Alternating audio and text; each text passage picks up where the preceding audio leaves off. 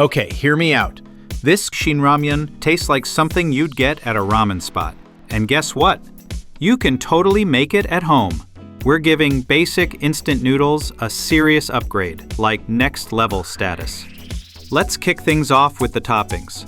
First up, green onion curls. Just thinly slice the green parts, toss them in ice water for about 5 minutes, then pat them dry.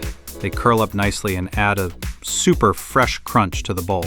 Now for the soft-boiled eggs. Gently drop them into boiling water, let them cook for 7 minutes, then chill them in an ice bath for 5 to 10 minutes. Peel them nice and easy for a smooth finish. Then slice in half and just look at that rich, jammy yolk. So satisfying. Time to cook the noodles. Cook them for just 2 minutes. You want them bouncy, not mushy. Now grab your ramen bowl and let's build up the layers of flavor. Garlic, green onions, rice seasoning, and about half of the Shin Ramyun spice packet. White pepper, a little fresh chili. Here's the magic part. Pour in hot avocado oil, like 270 degrees Fahrenheit hot, and hear it sizzle.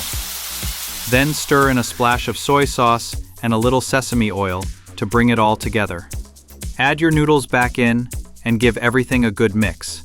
It turns into this creamy, spicy, flavor-packed bowl of joy.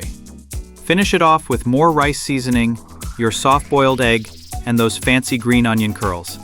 Honestly, it tastes as good as it looks. Maybe even better. This is way better than takeout.